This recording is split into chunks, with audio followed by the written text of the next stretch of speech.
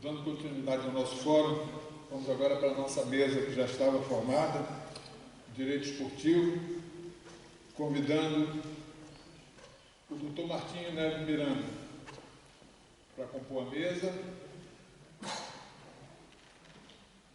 Dr. Ângelo Vargas,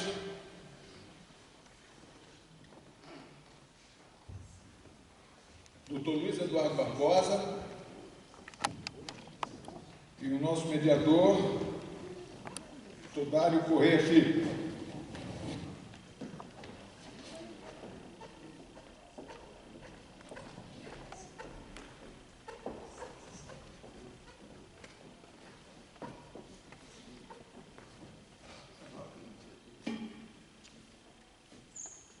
Nesse momento de transformação do nosso futebol, eu acho que, eu sempre digo assim, fala quem sabe, ouve quem tem juízo. Então, nós temos a oportunidade de escutar aqui agora os advogados do direito esportivo, que tem muita coisa para passar para vocês sobre essa nova realidade do futebol, os contratos. Isso tem muita importância para os treinadores e para todos da comissão técnica. Então, passo a palavra à nossa mesa.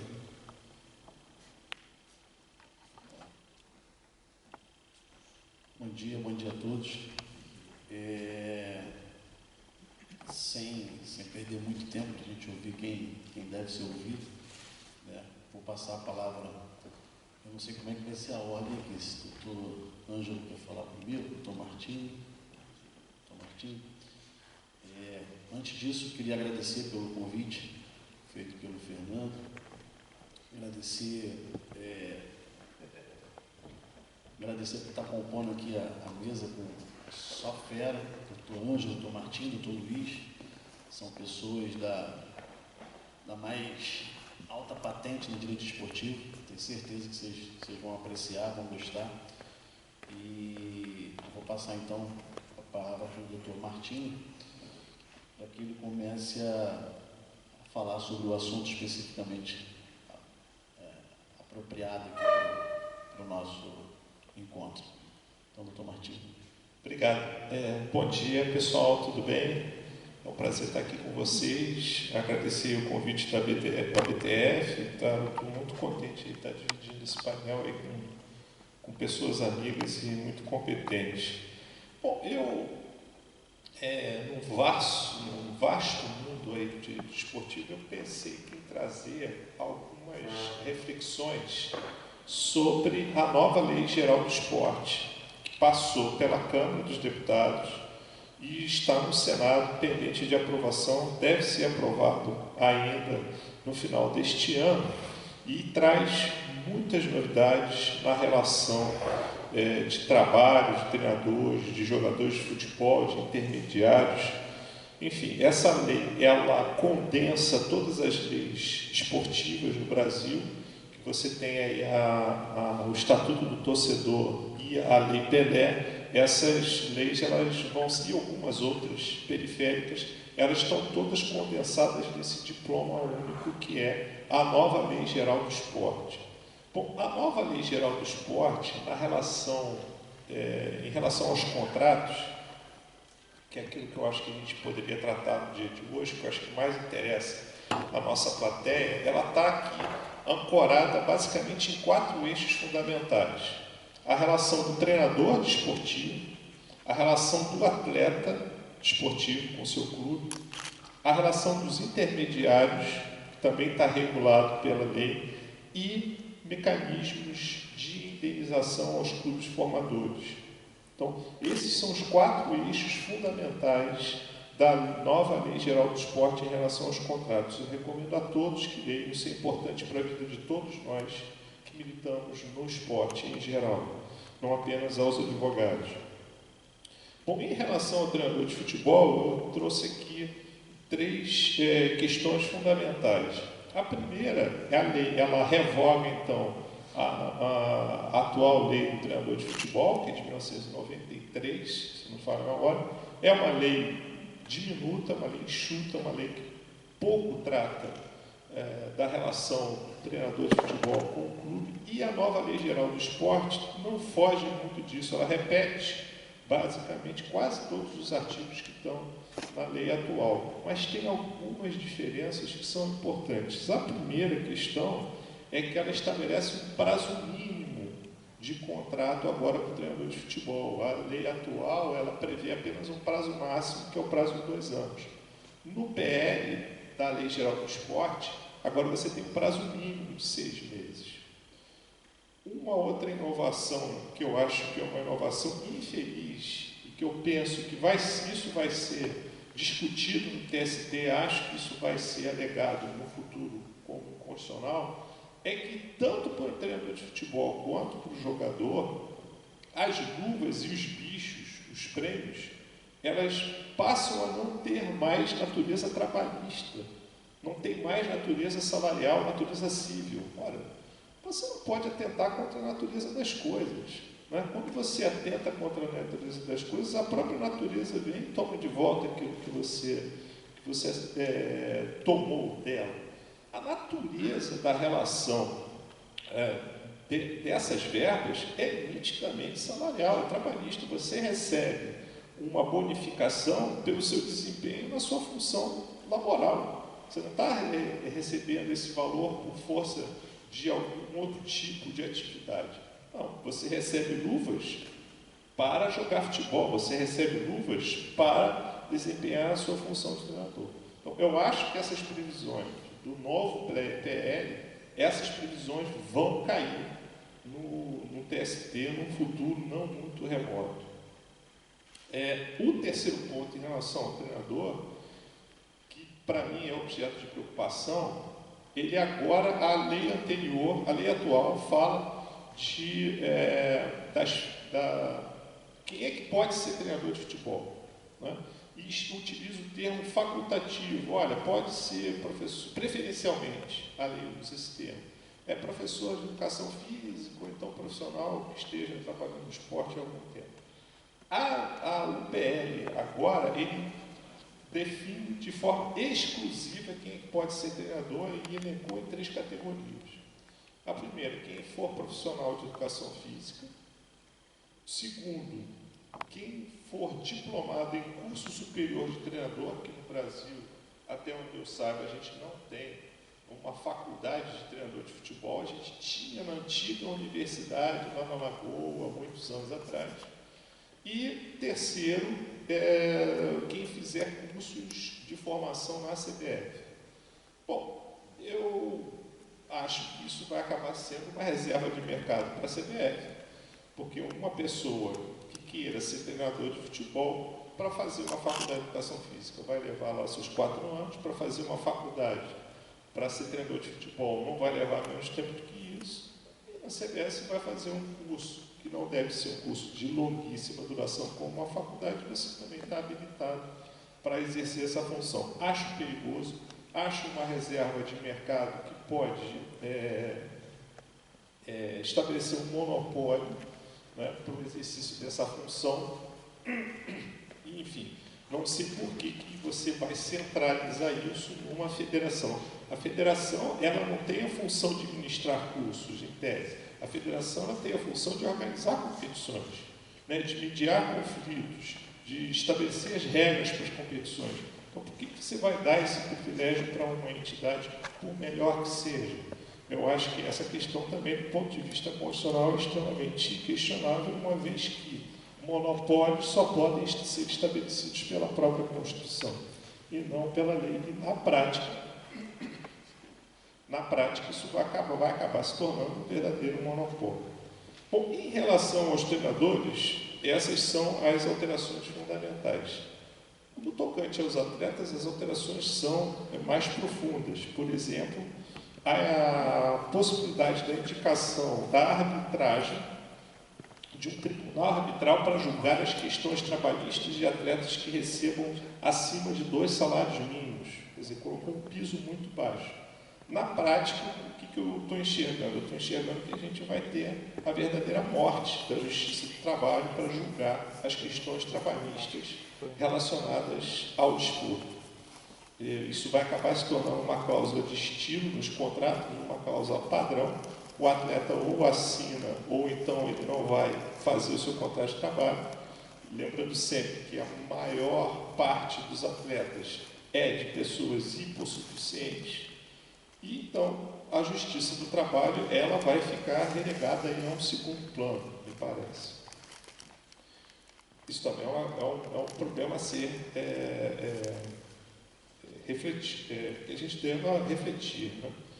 Bom, a lei também repete para o atleta que falou que o treinador, luvas e bichos não tem natureza salarial, tem natureza civil, atentando completamente contra a natureza das coisas.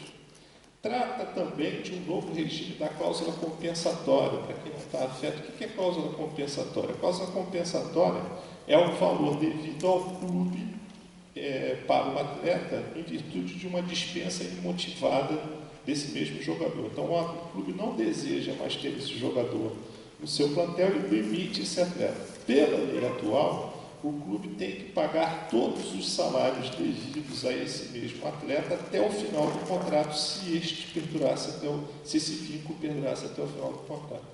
Pela nova lei, essa regra só vale para contratos de até 12 meses. Contratos acima de 12 meses, o clube só vai ficar obrigado a pagar metade desse salário. O ponto que me parece de inflexão nessa temática é o seguinte: o clube vai pagar esse valor devido ao atleta de forma parcelada. E se esse atleta encontrar um outro emprego, o clube deixa de pagar. O clube deixa de pagar aquilo que era devido ao atleta por força de uma rescisão imotivada. Isso é um absurdo que a lei cria, porque ela penaliza o atleta por um fato culposo praticado pelo seu clube. E é um estímulo para que o atleta não encontre outro emprego, porque se ele encontrar outro emprego, ele deixa de receber, então é melhor eu ficar sem jogar, que eu fico recebendo do meu clube anterior. Não consigo entender qual é o que se passou na cabeça do legislador ao prever essa modificação. Em relação à rescisão indireta do contrato de trabalho, que é a rescisão em que o atleta dá por extinto o seu vínculo trabalhista com o clube, se o clube não honrar com suas obrigações trabalhistas, houve uma redução desse patamar de 3 meses de salários atrasados para 2 meses em relação a qualquer remuneração. A lei, ela é, nesse particular, mais benéfica para o atleta. Qualquer tipo de remuneração recebida pelo atleta e pago pelo clube, esse atleta ele vai poder rescindir o seu contrato e pleitear a indenização na justiça. O outro ponto é que a lei, pela primeira vez, trata de uma maneira um pouco mais explícita dos direitos econômicos. O que são os direitos econômicos? Os direitos econômicos são aqueles valores devidos pela negociação de um atleta. Acho que todos nós sabemos o que são os direitos econômicos. O projeto de lei, ele lava as mãos e diz assim, olha, se os direitos econômicos são devidos ou não, as federações vão tratar. Isso modifica o panorama, porque a lei atual, ela prevê expressamente que são nulas essas cláusulas que tratem de parcela, de negociação de parcela da cláusula indenizatória desportiva. Não sei se o legislador brasileiro fez bem, porque esse tema dos direitos econômicos é um tema muito sensível, é um tema eminentemente de direito do trabalho. Bom, terminando a parte trabalhista, esse aqui chega a ser até curioso. A lei previu adicional noturno para o atleta de futebol, só que disse que só se considera trabalho noturno aquele que é realizado entre meia-noite e 7 horas da manhã. Ora, qual é o jogador que joga entre meia-noite e 7 horas da manhã? Eu não conheço isso. Não sei se vocês aí, por exemplo, conseguem assistir, tem alguma partida de futebol que seja disputada de madrugada. Então, eu dou com uma das mãos e tiro com a outra. E, por último, fala sobre, dá muita força à lei, a convenção e o acordo coletivo de trabalho, que a convenção e o acordo coletivo de trabalho tem a possibilidade de modificar quase todos os direitos trabalhistas concedidos pela nova Lei Geral do Esporte, ou seja, é muito importante que a gente saiba quem é que está à frente dos sindicatos, né, para levar adiante esse tipo de negociação e exercer o papel de fiscalização, né, em relação a que o sindicato vier a definir com a entidade patronal. Bom, em relação à intermediação, a lei cria me parece que ela avança, porque ela volta a permitir o que havia na FIFA, uma previsão nesse sentido, ela volta a permitir que parentes próximos e cônjuges e advogados exerçam um trabalho de intermediação do jogador, que era o que havia essa previsão na legislação da FIFA, e depois essa tarefa ficou reservada exclusivamente para intermediário cadastrado na CBF. Eu acho que isso é um avanço importante, até porque o trabalho de intermediação é um trabalho próprio do advogado. E às vezes o atleta se sente também mais à vontade de se fazer assessorar por alguém próximo da sua família. Como o caso do Messi, por exemplo. Outra questão importante da intermediação é que a lei faz uma redução à CLT, permitindo que o atleta tenha ampla liberdade contratual também para retificar pontos da Lei Geral do Esporte, desde que representado por advogados. Isso também eu achei importante.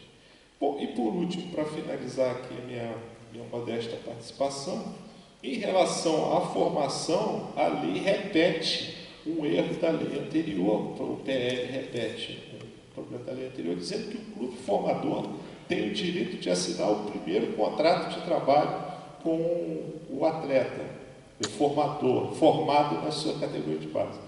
Ninguém tem direito de assinar contrato de trabalho com ninguém. Se eu quiser fazer um contrato de trabalho com o meu amigo, o Ângelo, e não quiser, eu não posso obrigá-lo a assinar esse contrato. Então, essa redação da lei é uma redação equivocada, é uma redação que não se aplica na prática, porque eu não posso obrigar ninguém a celebrar contrato comigo se essa pessoa não quiser. Estabeleceu inúmeros requisitos para o atleta formador. Eu acho um pouco curiosa esses requisitos que foram acrescentados pela lei, como se todos os clubes aqui vivessem na primeira divisão da Premier League. Não sei, só a prática eu acho que vai definir essa questão. E cria também expressamente mecanismo de solidariedade, que também é uma inovação da lei. Eu acho, nesse ponto, a lei foi positiva. Bom, essas então são, em linhas gerais, as alterações do PL, que eu recomendo mais uma vez que os senhores leiam. E fico aí à disposição para qualquer dúvida, qualquer pergunta. Então, muito obrigado a vocês. E temos um bom dia. Muito obrigado, doutor Martinho. Não esperava menos, né? O Martinho é muito bom nessa área. E passando a palavra para agora complementar, falar, dar mais outras conotações jurídicas também apropriadas para a nossa classe aqui, dos treinadores. Vou passar a palavra agora para o doutor Ângelo Vargas.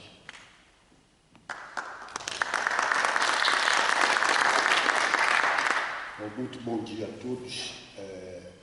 Preliminarmente, meus agradecimentos à BTF, na pessoa do professor Fernando, pelo convite, para mim, bastante honroso ladear pessoas com bastante conhecimento, brilhante pronunciamento do Martim, que já é ponto mais ligeiro e normal.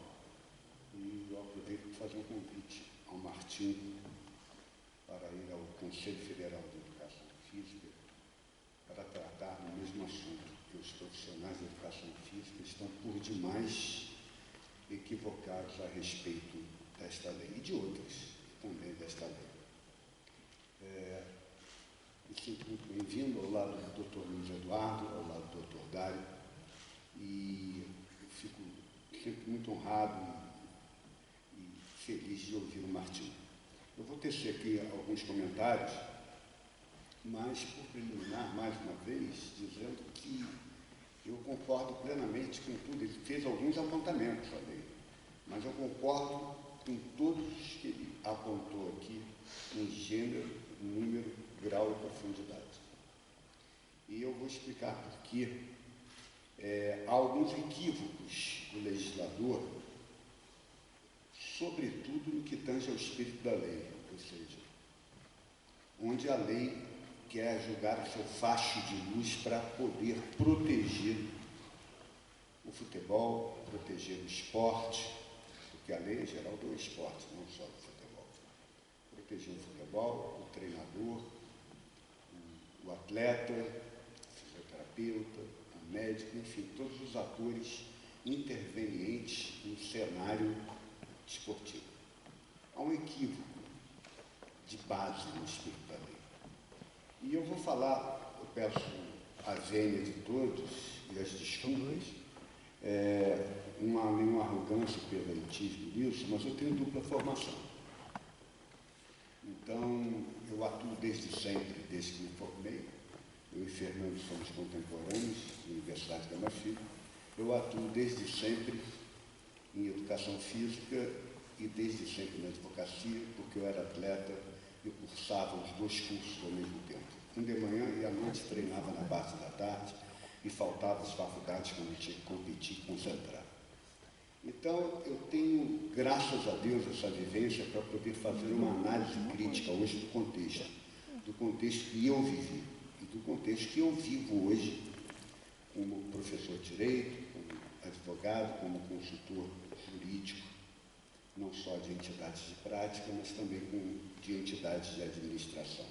E eu, antes de tocar no ponto que eu quero tocar, que também é o contrato esportivo, mas não o contrato desportivo que gera, a princípio, os direitos econômicos, mas o contrato desportivo que é celebrado na gênese do desporto no artigo 217 e no artigo 6º também, da nossa lex magna, da nossa lei maior, que é o direito ao desporto. Antes de nós falarmos em direitos econômicos, na relação econômica, financeira e jurídica, econômico, financeira e jurídica, porque a princípio ela é jurídica, ela tem um embasamento legal, ela tem um acolhimento legal, tem um acolhimento do ordenamento jurídico. Mas há uma cláusula, há um pacto preliminar entre o desporto e a nação, entre o desporto, a nação com um conjunto de cidadãos, o Estado e o cidadão, que é o direito social da prática desportiva e da formação desportiva. A lei, a princípio, Martinho, ela não fala da responsabilidade do esporte.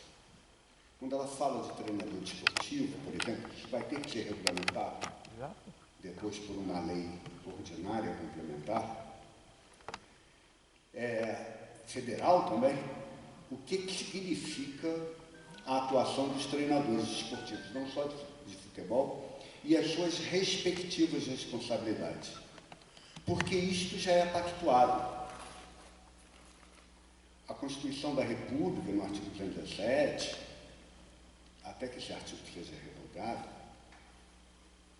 ou emendado, ou, não sei, reformulado, eu acho que houve uma evolução muito grande do momento em que entre o Álvaro de Melo Filho e o Manuel José Gomes Tupina fizeram a arquitetura da lei,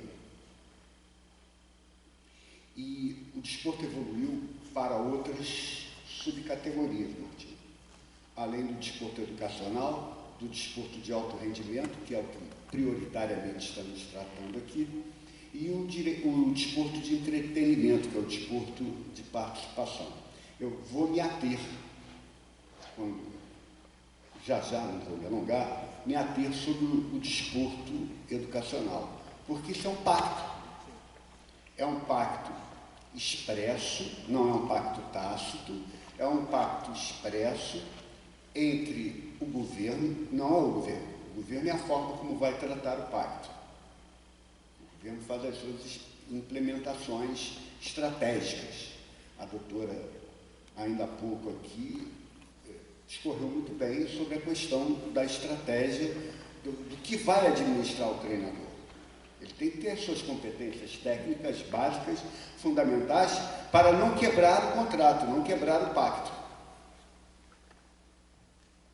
Por exemplo, não abusar, não ser pedófilo, a princípio já é um pacto. Eu estou instruindo um processo nesse momento, que foi é um processo de abuso sexual. E, logicamente, eu vou cessar, vou me abster de dar os dados, por uma questão de sigilo técnico, mas que o treinador não teve o menor cuidado. O cuidado com os limites morais, éticos, sociais, personalíssimos da pessoa, é um pacto de qualquer cidadão, de qualquer profissional, em qualquer área, sobretudo do treinador desportivo, que quando atua nas categorias de base, é um educador. Por isso que é categoria de base. E não, leia-se, não é base do futebol, não é base do basquetebol, não é base do judô, do karatê, é base da pessoa, do ser humano, do indivíduo, do futuro cidadão. E a base do futuro cidadão é forjada com a educação.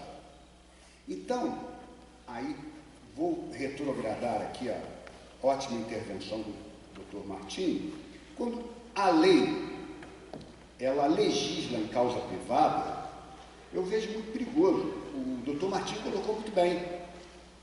Nós vamos gerar, de início, uma reserva de mercado e que vai ser alvo de inconstitucionalidade, de ações de inconstitucionalidade. É dar prerrogativa à CBF de formar treinadores. Não que eu não acho que a CBF seja competente para promover cursos de especialização em treinadores. Não é isso que eu estou aqui advogando contra a CBF. Como eu também não acho, e aí eu acho que aqui eu deixo claro a minha idoneidade, porque eu poderia atacar de uma forma misoneísta, ele está puxando a sardinha para o lado do profissional de educação física. Os cursos, eu conheço todos, eles são obrigados a passar, pelo menos pelas minhas vistas de olhos, mensalmente. Todos os cursos de educação física no Brasil. Não tem nenhum preparado para formar treinador. Porque essa não é a função dos cursos de educação física. Não é a função de formar treinador de basquete, de voleibol, de judô, de karatê, de MMA. Não é. A função é preparar o professor, o profissional de educação física, também para exercer essas funções, mas a competência técnica específica do desporto, ela é adquirida nos cursos de pós-graduação. Então, quando a lei coloca prioritariamente profissional de educação física, quem é esse profissional de educação física? Quer dizer, o menino acaba de se formar, se forma como o Marcelo formou ali com 22, 23 anos. Eu tive a honra de ter o Marcelo nos meus bancos escolares, não é isso, Marcelo? O menino forma e imediatamente assume como treinador. Conheceu nem vivenciar o futebol, ele vivenciou porque ele não foi atleta de base. Como assim? Mas ele pode ser contratado. Não sei que ele vai ser, mas ele pode ser contratado. Isso é a menor base. Então, essa lei, além de necessitar já, no caso da sua promulgação, de uma regulamentação, ela vai sofrer várias ações de inconstitucionalidade. A primeira delas é essa. A reserva de mercado no que tange à formação. Quer dizer, iguala para atuar com futebol o profissional de educação física no curso da CBF. O professor Martim foi cirúrgico.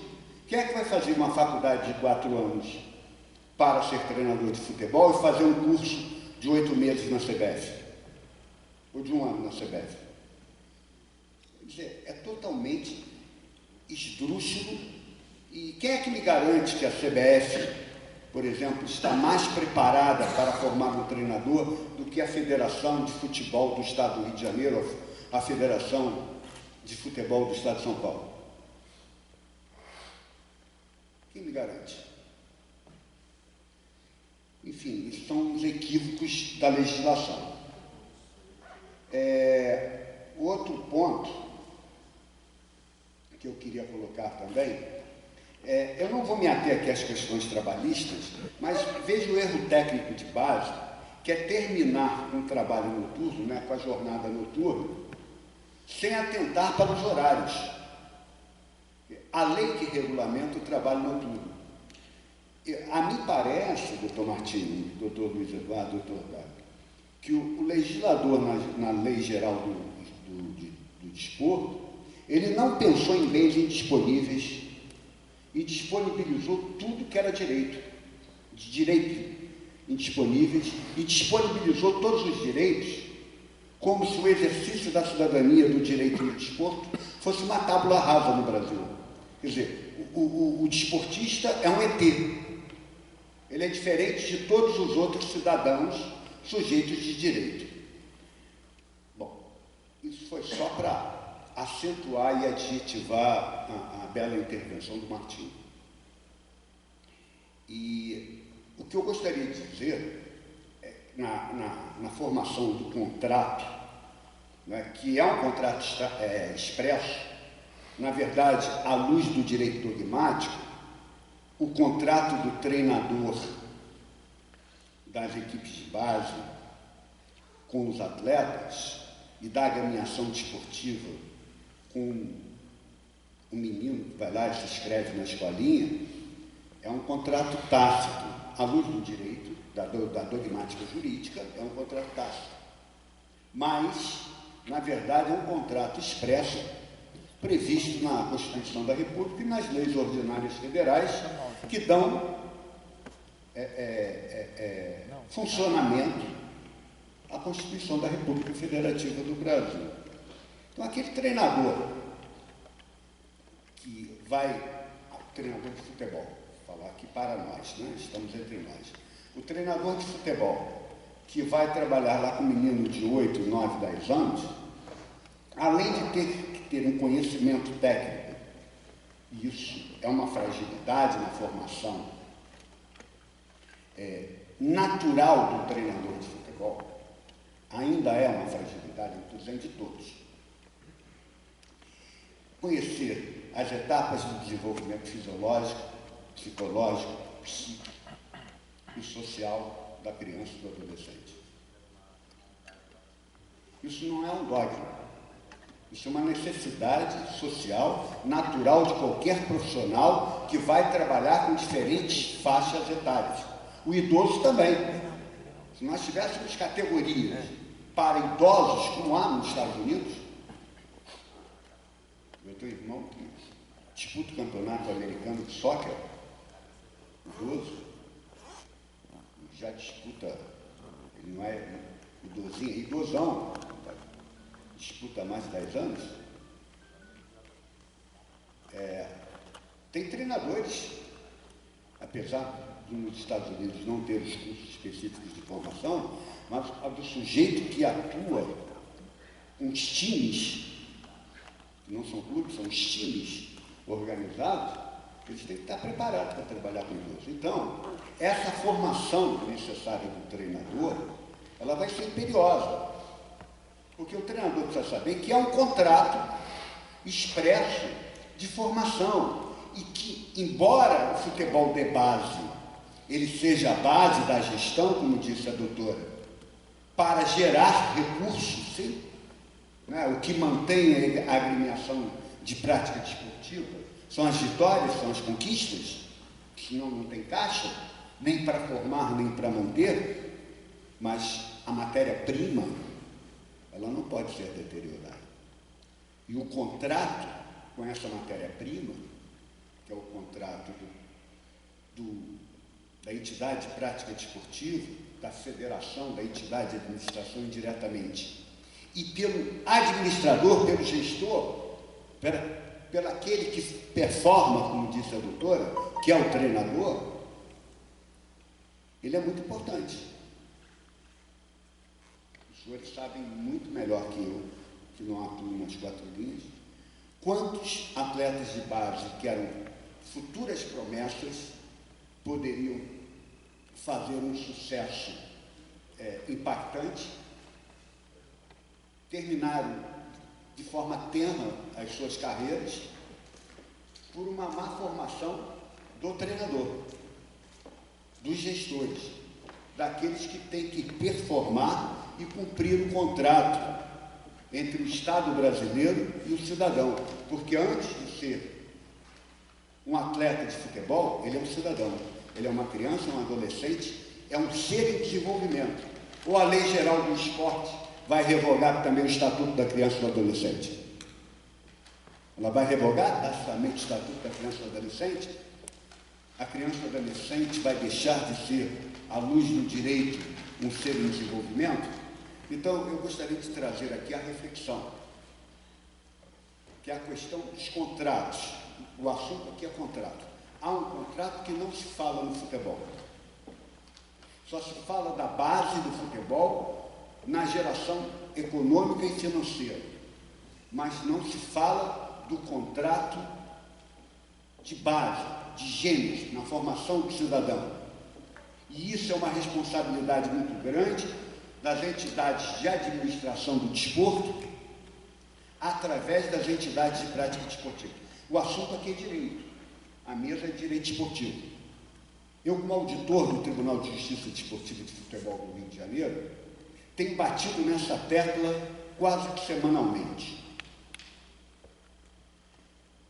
Onde está, em que momento ocorre a elucidação, que eu não quero formação jurídica para jogador de futebol, não é formação jurídica. Ontem eu assisti o clássico derby carioca e é horrorizado, as pessoas esquecem, não, atletas que estão lá dentro, que eu paguei para assistir. E eu paguei para assistir futebol, não é barbárie, não é falta de educação. Estou querendo tapar o sol com a peneira, futebol sempre foi assim, sabe? O jogo é jogado, é esporte de contato, os ânimos se elevam, mas há limite para tudo. Há limite para tudo na vida, até para ser mal educado. Porque a excelência da falta de educação pode acarretar imoralidade. E aí eu sou atingido lá na plateia. Então, isso começa lá na base, lá na formação do garoto. E eu sempre pergunto, qual é o momento que o clube para a entidade de prática desportiva e, através do seu treinador, hoje coach está a palavra da moda, né? Gestor, e vai ensinar direito e legislação desportiva para o menino. Não é para ele assimilar, não, ali não é formação jurídica, mas para ele saber o que está fazendo, como se comportar. Que o direito é, acima de tudo, disciplina. E disciplina e educação à regra. O garoto da divisão de base, ele não tem essa matéria, vamos chamar de matéria, porque cobrar um tiro de meta, cobrar um escanteio é matéria, é fundamento, é específico. Agora, comportamento e obediência à regra também. E não é só ensinar tecnicamente a cobrar o lateral. Ensinar, sobretudo, o significado de fair play. Traduz fair play para o bem jogar, para a boa vontade, para a língua portuguesa. Eu preciso ensinar fair play no inglês, não, mas ensino. Que eu não posso matar a galinha dos ovos de ouro. Se eu aniquilar meu adversário, meu oponente, não tem jogo. Só tem jogo para o Flamengo que existiu o Fluminense. É preciso que o menino saiba disso. E não faça uma jogada violenta a custo de qualquer outro bem que ele possa adquirir naquele momento, porque ele pode lesionar não só um companheiro de profissão, mas um cidadão. Há uns anos atrás, eu assisti, para terminar, um jogo entre o Clube de Regatas do Flamengo e o Esporte Clube Corinthians. E vi um jogador que continua na ativa, uma questão legal, também de ética, vou me resguardar de dizer os nomes, promover uma entrada violenta no córner, num jogador, e foi a última partida desse rapaz na vida. O que atingiu o ator, que virou o ator principal da prática, continua jogando. Está disputando aí a Copa Brasil. O Aruto parou definitivamente. É preciso que se pense nisso. Preciso que se pense. Isso é direito. É direito à cidadania. E se ensina onde? Ao futuro jogador de futebol. Onde é que ele vai passar a maior parte da vida dele a partir do momento que ele passa a treinar no clube? É no clube, é na entidade, é viajando, é jogando. Mais do que com a família. É desse contrato, é sobre esse contrato que eu gostaria que a BDF também pensasse a respeito, quem sabe promover encontros, simpósios, a respeito desse tipo de contrato, e não só do contrato que gere economia e finanças, e obrigação técnica para todos nós. Muito obrigado, desculpem se me alonguei.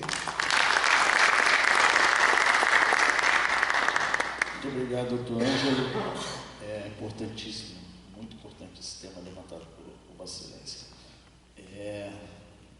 Para não atrasar ainda mais, passar direto a palavra para o doutor Luiz Antônio. Luiz Eduardo, desculpa. Doutor Luiz Eduardo, para que ele complemente essa parte suscitada aqui na mesa. Obrigado, bom dia a todos. Gostaria de agradecer o convite da BDF, da pessoa do presidente Fernando. Muito obrigado, uma honra estar presente aqui nesse evento. Doutor Martinho, professor doutor Ângelo Vargas, deputado, todos meus amigos, é uma honra estar aqui com vocês. E muito difícil depois falar do doutor Martinho, do professor Ângelo Vargas, duas pessoas que já estão na atividade há muitos anos e têm vários livros e artigos publicados nacional e internacionalmente, mas nós estamos diante atualmente de uma mudança de paradigmas para a profissão de treinador de futebol e para o futebol como um todo. E por que eu falo isso? Nós estamos diante de uma premente publicação de uma nova Lei Geral do Esporte. Nós tivemos uma publicação da Lei da Sociedade Anônima de Futebol, que está trazendo grandes mudanças e acredito eu que trarão ainda mudanças bem maiores na organização dos clubes de futebol. Nós novamente estamos cometendo um erro nessa nova Lei Geral do Esporte. Por que eu acho que é um erro que nós estamos cometendo nessa nova lei? Porque nós estamos criando uma nova Lei Geral do Esporte voltada para o futebol. Nós estamos pegando as especificidades do futebol e colocando numa lei geral. O ideal, do meu ponto de vista, é termos uma lei geral do desporto e uma lei específica para o futebol. E nessa lei nova, que está em tramitação no Senado, já passou pela Câmara dos Deputados, que é o PL 1153 de 2019, que o doutor Martins já citou aqui, diversas mudanças que vai acabar com a Lei 8650 de 93, de abril de 93, uma das leis de profissionais mais antigas do Brasil, ainda vigente, que apesar de ser uma lei curta, mas trata especificamente dessa matéria. E uma coisa muito importante que a doutora Maria Angélica falou na sua apresentação, vai ser a questão da gestão. Essa mudança de paradigma, ela também está gerando uma mudança na gestão. E o treinador de futebol, ele vai ter que se aperfeiçoar cada vez mais. Ele deverá estar cercado de profissionais que o auxiliem a melhor desempenhar suas funções. E uma função que uma pessoa que ele deve ter ao lado dele, por exemplo, é um advogado, é um assessor de mídia. Hoje um treinador, quando ele começa a ter um sucesso, ele obrigatoriamente tem que ter assessoria de um advogado e de uma pessoa ligada à mídia, redes sociais. Isso tudo envolve contratos.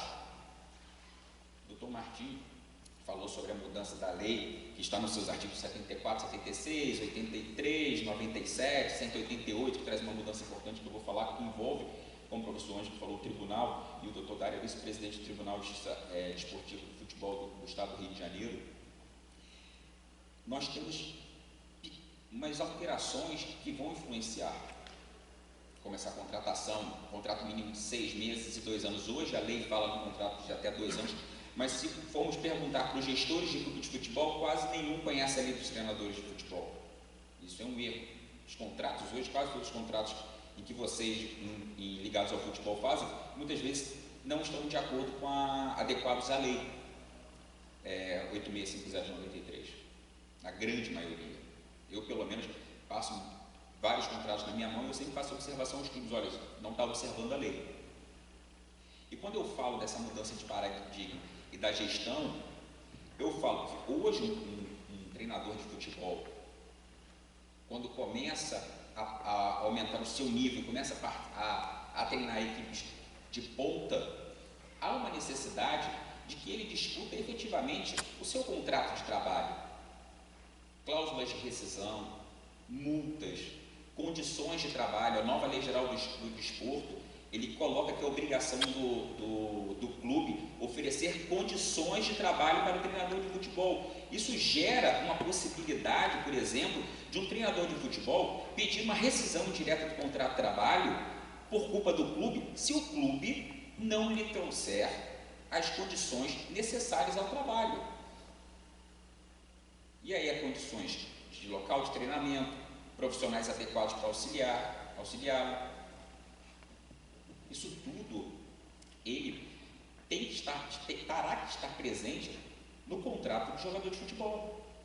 Desculpa, do contrato do treinador de futebol. Porque isso vai ser uma causa para rescisão direta de um contrato, caso vocês venham a receber uma proposta melhor de trabalho e não tenham que pedir uma demissão, tenham que pagar uma rescisão que esteja prevista em contrato, por exemplo, se o seu contrato não estiver sendo cumprido. Contrato de imagem. Hoje a imagem do treinador de futebol está sendo explorada pelos clubes. Muitas vezes os clubes utilizam a imagem do treinador e não faz qualquer tipo de pagamento pela utilização dessa imagem. Bem adiantados nesse assunto. E a utilização da imagem do técnico no metaverso, por exemplo, ou nos multiversos que já existem, ela já é premente, já vai acontecer a qualquer momento. A FIFA já pretende lançar em breve uma competição de metaverso. E a imagem desses treinadores, de vocês? Ela tem que ser negociada através de um contrato. E esse contrato é o quê? É um contrato de imagem, de utilização da imagem. A tokenização de uma comemoração de um gol de um treinador é possível. Isso gera receita para o treinador. Além desse contrato de imagem, o treinador ele precisa celebrar um contrato para gerir a sua imagem nas redes sociais. Isso todos esses são contratos ligados à vida profissional. Então nós temos um contrato de trabalho, um contrato de imagem, um contrato de assessoria especial de imagem em mídias sociais, um contrato de assessoria jornalística, de imprensa. Então, é muito mais do que uma simples alteração na lei. Hoje, a lei vai trazer benefícios com essa alteração, ela é premente, ela deve ser votada após o segundo turno das eleições presidenciais, ou do primeiro turno, caso isso ocorra. O presidente do Senado, Rodrigo Pacheco, já prometeu isso aos sindicatos de clubes, já aos clubes, às federações, confederações. Então, logo haverá essa mudança. E tudo isso vai gerar uma consequência que vai trazer uma série de mudanças para vocês, treinadores de futebol. A lei, ela traz uma mudança também que eu acho muito importante, que é o clube será obrigado a contratar seguro de vida de acidentes pessoais para os treinadores. e ela vai se responsabilizar pelo pagamento do tratamento, caso haja um acidente de trabalho, até o pagamento do prêmio. Ou seja, se você sofrer um acidente de trabalho, o clube ele será obrigado a pagar todo o tratamento até que a apólice seja paga, o prêmio seja pago. Isso é uma conquista para vocês. Além disso, no artigo 188, que fala sobre a justiça desportiva no nosso país, que é previsto na Constituição, no seu artigo 217, ela prevê que a entidade representativa dos treinadores indique uma pessoa, um representante no Superior Tribunal de Justiça Desportiva. E isso ele é muito importante porque as punições decorrentes da justiça desportiva, hoje não, já desde da promulgação do decreto que editou o Código Brasileiro de Justiça Desportiva, gera consequências trabalhistas para os treinadores de futebol. Hoje, um treinador de futebol ele pode pegar uma suspensão por dias de partidas, 1, 2, 3, 4, 5, 6 partidas, ou até mesmo mais de um mês de suspensão, caso haja uma infração. Doutor Dário, está aqui, doutor Ângelo, julgam centenas de treinadores de futebol no Tribunal do Rio de Janeiro. E isso gera um prejuízo desportivo à equipe, com a ausência do seu treinador. Então, todo esse processo, ele precisa ser muito bem analisado hoje por vocês, porque a mudança está ocorrendo. A SAF, como bem disse a doutora Maria Angélica, ela está trazendo uma necessidade de uma gestão de pessoas. Hoje, muitos clubes já estão correndo atrás para virarem clubes formadores certificados junto à CBF. E isso gera o quê? Pessoas altamente qualificadas para estar nos quadros desse clube. Então, daí a necessidade da gestão de pessoas, muito bem dita pela doutora Maria Angélica, dessa questão da gestão 360. Isso tudo gera obrigações. Trabalhar com crianças gera uma obrigação dobrada em relação a atletas já adultos, porque além de toda uma legislação desportiva, nós temos a incidência do Estatuto da Criança e Adolescência, que traz punições criminais e civis específicas contra aqueles que trabalham na função de treinador. Então, daí a necessidade de que vocês se protejam cada vez mais através de profissionais que vão poder prestar assessoria para que vocês possam focar especificamente no trabalho da sua função. Na Europa, quando um treinador vai fazer um contrato de trabalho, muitas vezes ele exige em contrato que haja um mínimo de contratações de jogadores em cada posição, porque o técnico, quando ele vai fazer a análise do clube que ele vai ser contratado, ele faz uma análise de posições e olha posições que ele acha que o clube está defasado. Então ele já coloca no contrato de trabalho dele a necessidade de obrigar o clube a contratar pessoas para defesa, ataque, meio campo. Ele já prevê isso em contrato. Isso é uma coisa que no Brasil não ocorre. Mas acredito eu que agora, com a criação das SAFs, isso vai começar a ocorrer. E tem que partir de vocês, treinadores de futebol. Quando vão pegar uma equipe no começo de uma temporada, já fazer uma análise prévia dessa equipe e ver quais são as deficiências dela e tentar, junto do seu contrato de trabalho, exigir a contratação do número mínimo de jogadores para certas posições. Isso é negocial. Isso tem que estar no contrato. E para que você consiga colocar isso adequadamente no contrato de trabalho, há a necessidade que você esteja assessorado por uma pessoa que entenda da matéria.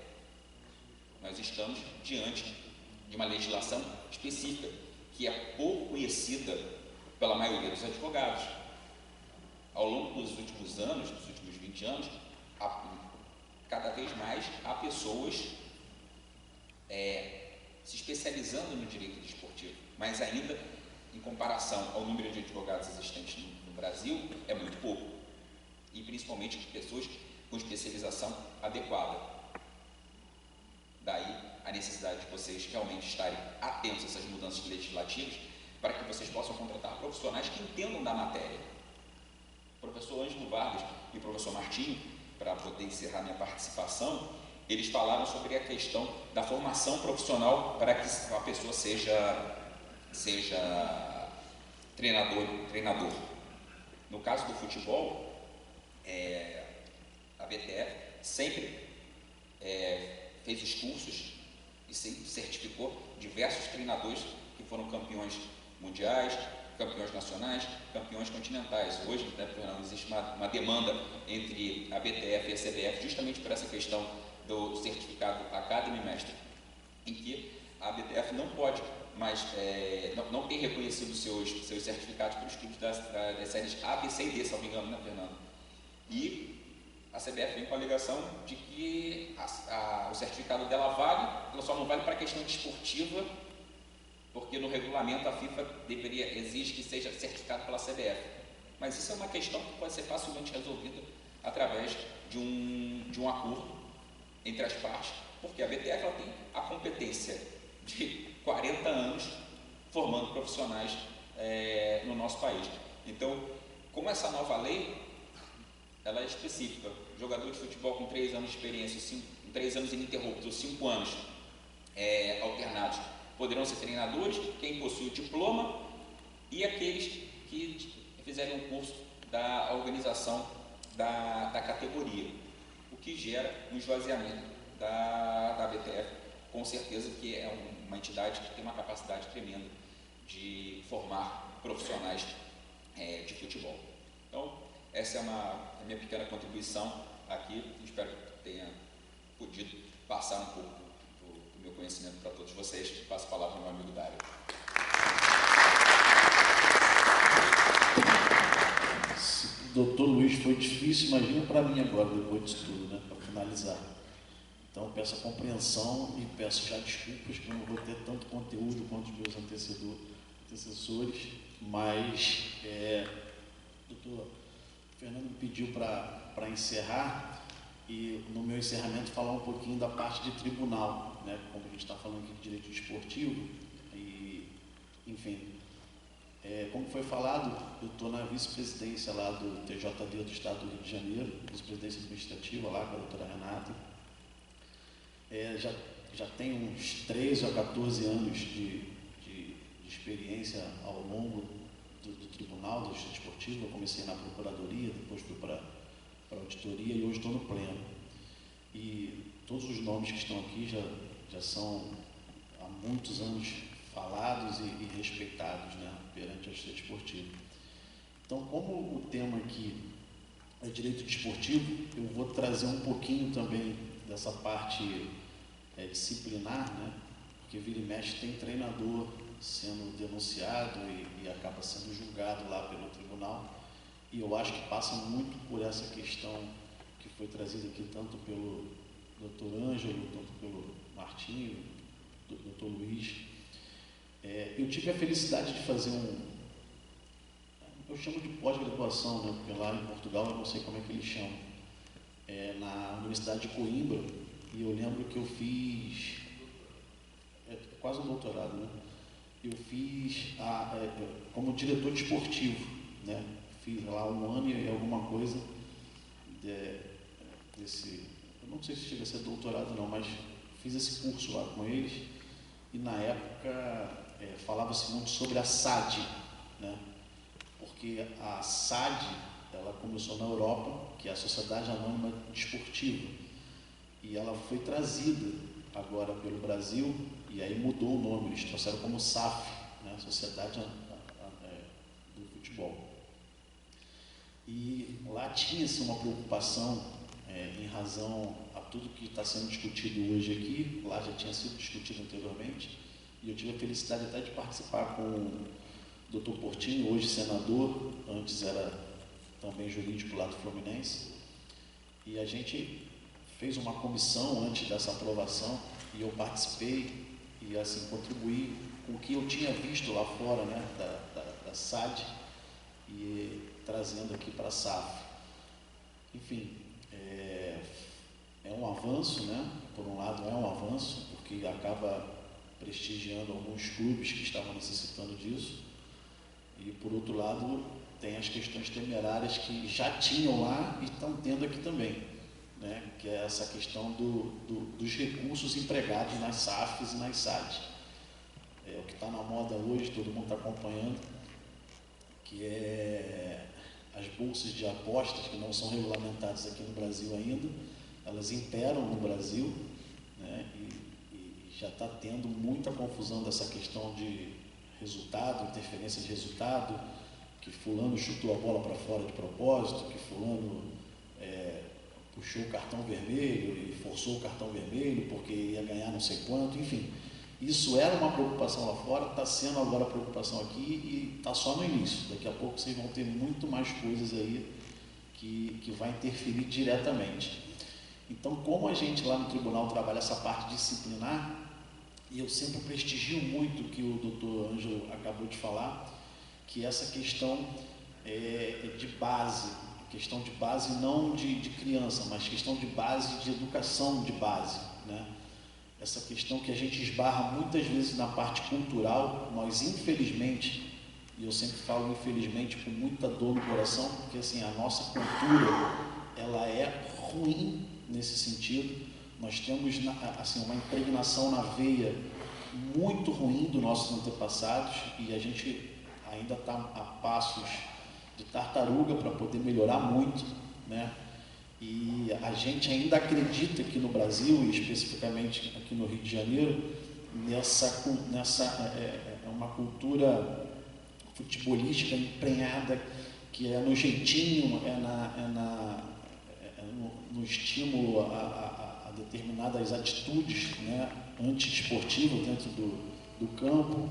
É um goleiro que fica não sei quantos minutos, né, com a bola no chão e demora a bater, força o cartão. São orientações vindas muitas das vezes dos treinadores, né, como vocês sabem, de provocação, determinadas atitudes ou algumas entradas violentas, enfim, passa muito por essa questão, essa fase de aprendizado para a gente implementar, né, nos novos treinadores, vamos chamar assim, não novos que estão agora, mas assim, uma reformulação, como bem falou a doutora que falou aqui antes da gente.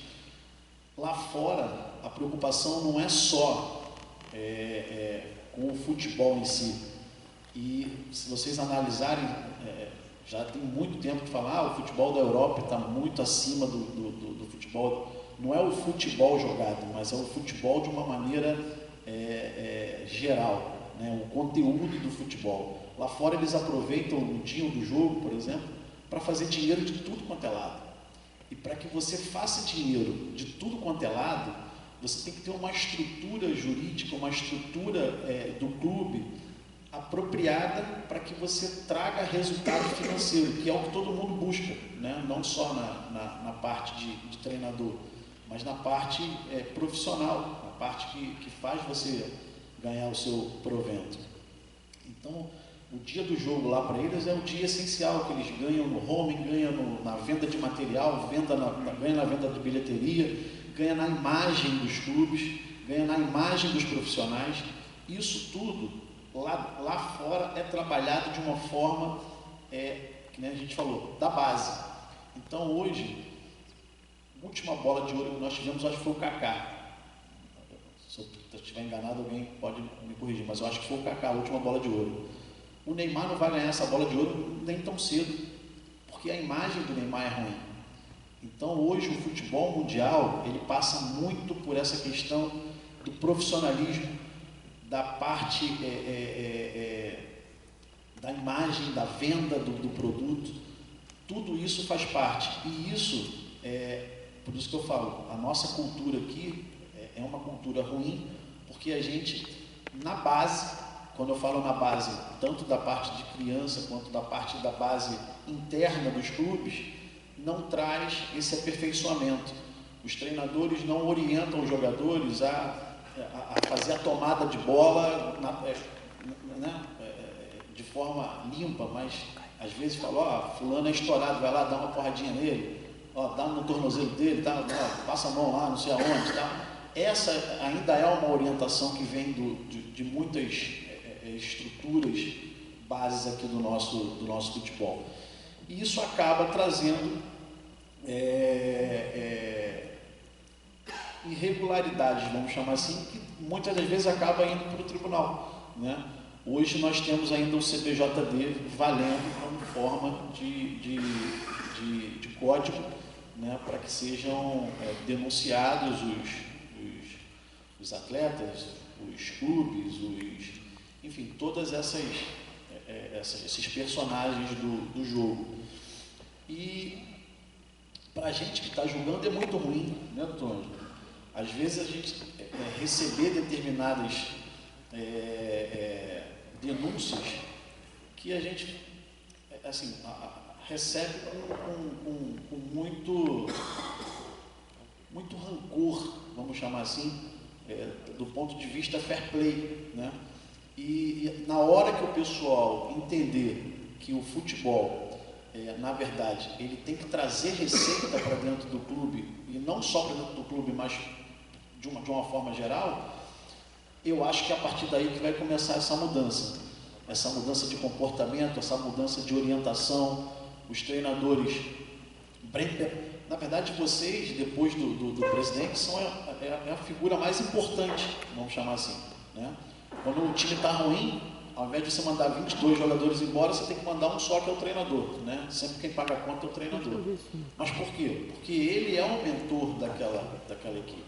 A gente tem exemplo aí, claro, o Flamengo no início do ano, na verdade no início no ano passado, quando estava com o treinador, estava tendo, né, um desempenho formidável. Daqui a pouco trouxeram de novo um treinador português e não fez o mesmo efeito que o outro. Por quê? Eram as mesmas peças, né? Eram praticamente as mesmas peças. E aí você vem e traz um outro agora brasileiro, e o cara dá jeito, né, de uma forma geral, nas peças, em razão do trabalho dele desenvolvido. Lógico, não é só isso, tem várias coisas. Mas se você analisar, você vê que tudo isso é mudança de comportamento. É a questão da motivação, é a questão do trabalho desempenhado, né, com aqueles profissionais. Então, assim, de uma forma geral, né, para a gente que faz a parte disciplinar da coisa, a gente ainda vê que precisa de muito avanço dos treinadores.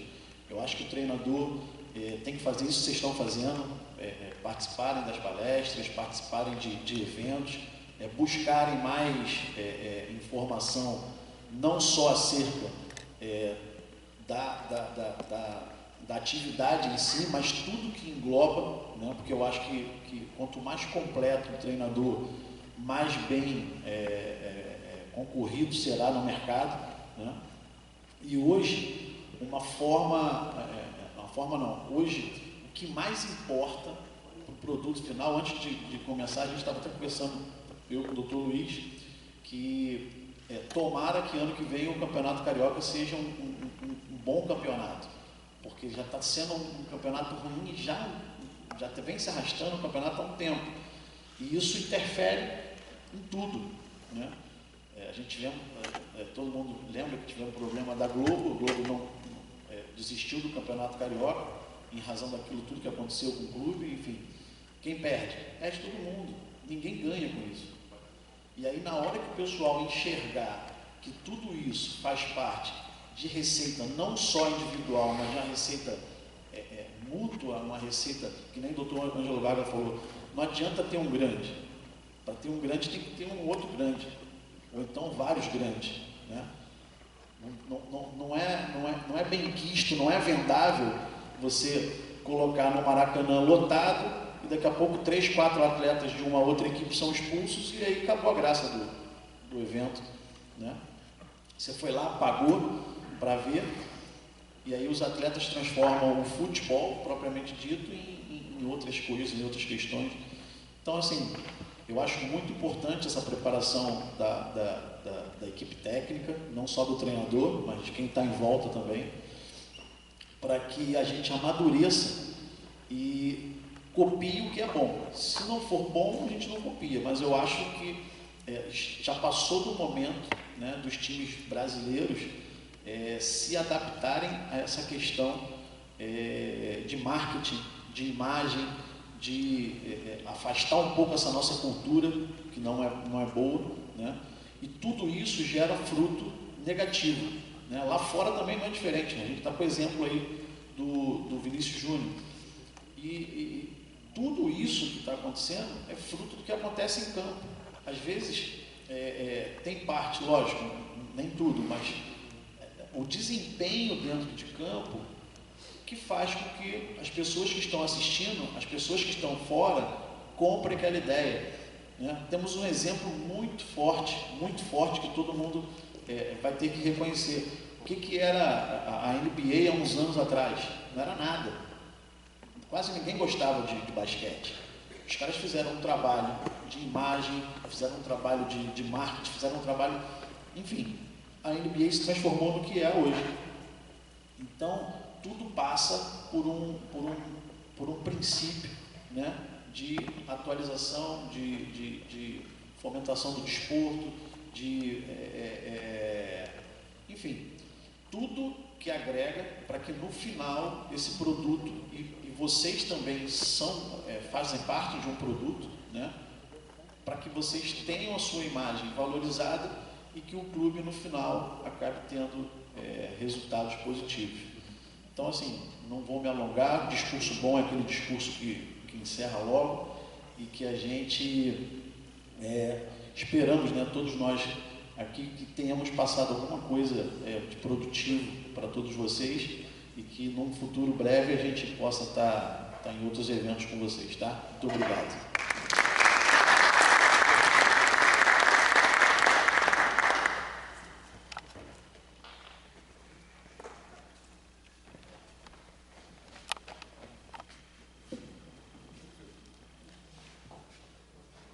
Bom, pessoal, eu acho que essa mesa ela foi muito importante porque a proposta da BTF dá ao treinador ferramentas para que ele possa desempenhar o papel dele da melhor maneira possível.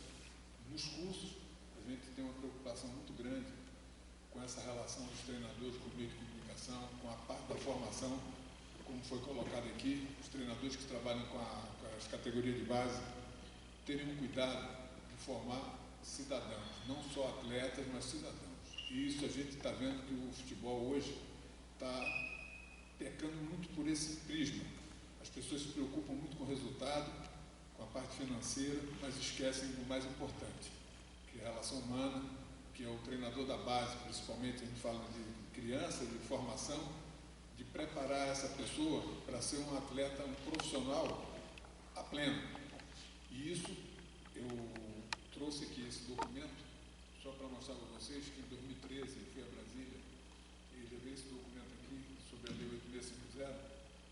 Na época o ministro José Aldo Ribeiro Figueiredo era o ministro do Esporte, agora na Secretaria, mais do Ministério, subordinado ao Ministério da Cidadania. E tem aqui 1000 assinaturas dos treinadores todos os treinadores que se possam imaginar, assinaram aqui, e esse documento está aqui para quem não assinou poder assinar também. E essa solicitação de cumprimento da Lei 8650, que é uma lei pequenininha, como foi dito aqui, mas que se ela fosse cumprida, os treinadores hoje estariam numa situação muito melhor do que estão atualmente. E a gente vê que os treinadores todos assinaram esse documento, mas eles, às vezes, legislam contra a própria lei. Eles se posicionam contra a própria lei. Então, isso é uma questão de cultura, de a pessoa saber que está lutando por uma classe. E acho que o papel aqui dessa mesa aqui, foi importantíssimo. Agradecer ao doutor Martinho, ao doutor Ângelo, ao doutor Dário e ao doutor Luiz Eduardo Barbosa por essas